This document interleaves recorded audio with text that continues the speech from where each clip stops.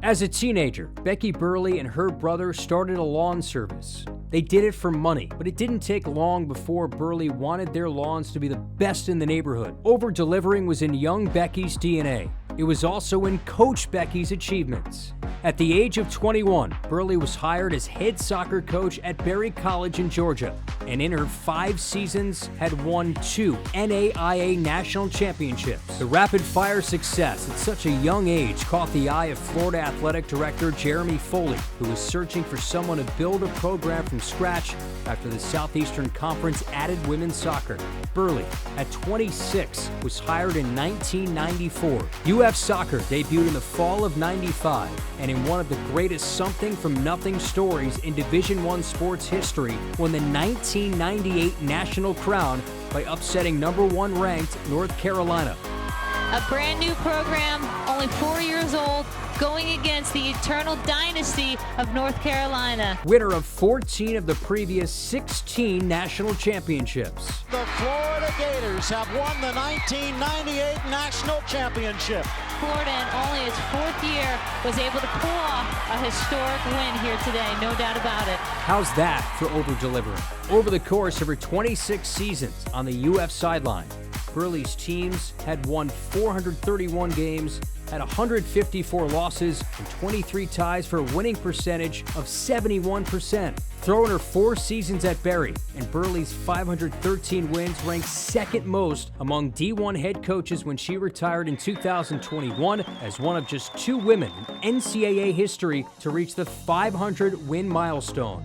Wrapped inside of all of those victories were 14 SEC regular season championships, another 12 league tournament titles, 22 NCAA appearances, 2 Final Fours, and that stunning run to the national crown, plus 37 All-Americans and another 174 SEC honor roll selections. All of this from a program that did not exist when Burleigh arrived in Gainesville.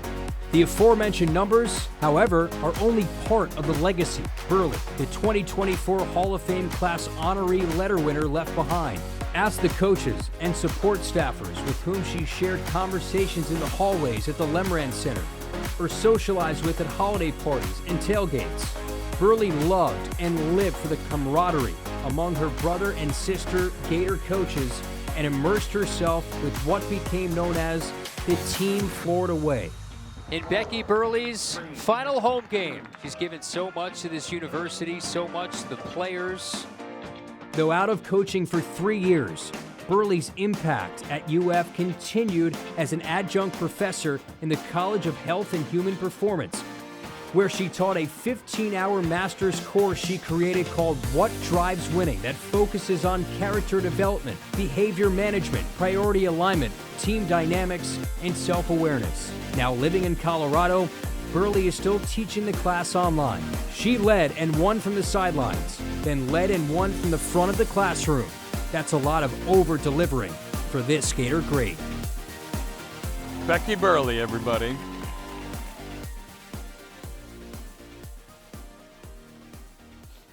I'm the only thing standing between everybody and warmth. Yeah. Lot of ponytails in the video, but like a lot of hairstyles over the years, right? I was just trying to keep up with Jeremy because Jeremy had a lot of hairstyles. I was doing the same thing, but there is, you can classify the years by the hairstyles. Yeah, sure. It's good. Well, speaking of Jeremy, I know it was just a few years ago that he went out and got you. Just a few. Yeah. So, like, what was that thought of, hey, I got to come to Gainesville, I got to start this program, what's it going to be like? I'm sure it was a pretty difficult decision, or no? No, not at all. It's actually kind of a funny story because I was at the Duke soccer camp working, and that's when I got the call to come up for the first interview, and that was with Anne-Marie Rogers. And met a bunch of people, a lot of the coaches. I mean, I remember actually my friend Jana is here, and I called her at lunch of the first day of the interview. So I had only been here like 2 hours. And I said, I don't really need to see anything else. If they offer me this job, I'm taking it. But I had to come back because Jeremy wasn't there the first time I was there. So I went back to the Duke soccer camp. I said, well, I think it went well. They're going to ask me back.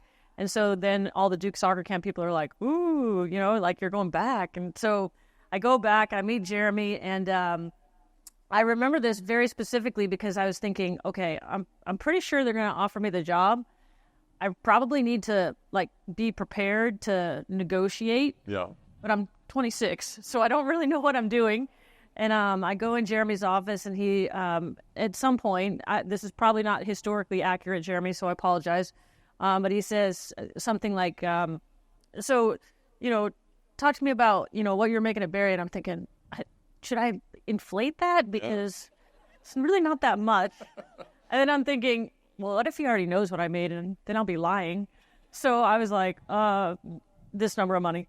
And he goes, well, this would be a lot more than welcome to the Gators. I'm like, all right, let's do it. Hey, nice. And so I walked out, and I was thinking that I'm not sure that would really classify as a negotiation, but I was extremely happy to take the job. Did you lowball her, Jeremy? Never. It was fair price. It was so much fun being around that group, and we were all there in Lemoran and baseball, and everybody else was kind of there. And I remember freezing in the cold tank with all the soccer players and just talking to them, interacting, and doing some of the parties and having some fun. But you could tell that was just a unique, great group. Could you tell going into that 98 season you had something special? Well, first of all, I love the setup of the Lemoran. When we had all those sports in there, that's what Gator soccer was built on. Because when we started our program, we didn't have anyone to host any players, so all the other sports really chipped in. And I remember, volleyball players, track runners, people were hosting our athletes on visits. And the Lemoran just created that environment where everybody got to kind of hang out with each other. And that was so cool because it wasn't just the athletes, which I do want to confirm the swimmer party thing, because I had the fallout of the swimmer party thing. That is a true story. But I think that it was just a cool environment because it was every team was really good, and it was inspiring to be around just other good people. And the same thing happened with the coaches. All the coaches were so amazing. And, you look, I'm next door to Mouse or Mary or anybody in the Lemoran who I could go down in the hall and just ask for advice. And that collaboration, I think, was one of the most special things about Florida. Yeah, certainly so. Well, speaking of Mouse, I know he trained you back in the day. I remember walking through, and you're running past in campus in a sports bra and your shorts and getting after it, doing all these. A lot fitter those days, Jeff. Good. Mouse was good at training. I should go back to him. I think I need help. Well, you just that. You always had the smile, and it was just every time that we would interact, it seemed like you were having a lot of fun here and spent 26 years here, so it was probably pretty fun.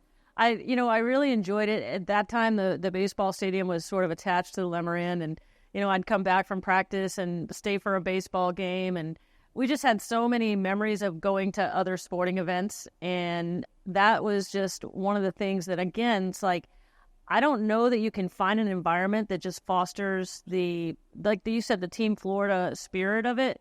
And I do want to give a shout out to Coach Spurrier because, when I got here, I didn't really know what that whole scene was like. And I was at a much smaller school, and then you come to a school like Florida where the spotlight is way hotter and it's a big deal. And Coach Spurrier was we shared a practice field with them. I don't know if you guys remember this, but we shared a practice field with football the first year.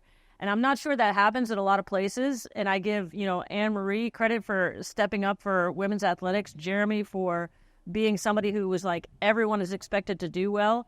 And there were times where, our practice would be starting, football would be coming after us, and they were just waiting patiently for us to finish. It never felt like it was an imposition, but Coach Spurrier was the original Team Florida guy all the way. Yeah. I want to expand a little bit on just the atmosphere. You mentioned just the collaboration you had with some of the coaches there in Lemoran and, of course, Coach Spurrier, but it had to be awesome just to pick each other's brains and just because it was all so competitive. Were you able to grab things from different coaches and then maybe implement that into what you were doing? Yeah, 100%. I think that was one of the things that I really, really enjoyed it. And, Brett Ledbetter, my business partner, is here, who came in and ran our coach collaborations. And it gave everybody just an opportunity to just learn from one another. And more importantly, like, we just had these really deep conversations with one another in those monthly meetings, which then led to all the stuff in between those monthly meetings. Like, you knew you could go and ask, Brian Shelton or Roland Thornquist or anybody for any help because you've had these interactions. To win that in '98, do you remember your reaction on the sideline? What you thought the right after the game? Like, what was happening? Well, as you saw, Vic and I were jumping up and down and acting like maniacs. I remember really specifically, like, wanting to make sure that I shook Anson Dorrance's hand because he's a legend in himself. And he, honestly, like, people like he opened the door for people like me because he would allow people to come observe his practices. We played North Carolina so many times, and a bunch of these players who are here tonight remember that. Like, we played them every fall, we played them every spring, and frankly, we were like sick of them because they kicked our ass. And so, like, finally to be able to overcome that, it was just such a feeling of accomplishment, I think, at the end of the day, but less for like winning the game and more for just like, hey, we started something and we set a goal to do it, and with a really amazing group of people, we were able to accomplish something.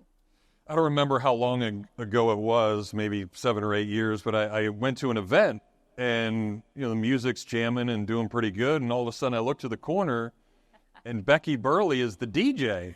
I'm like, what the heck is going on here? Like, how did that come about? Well, I just DJ'd my niece's wedding, who's over there. Nice. Yeah, Brittany.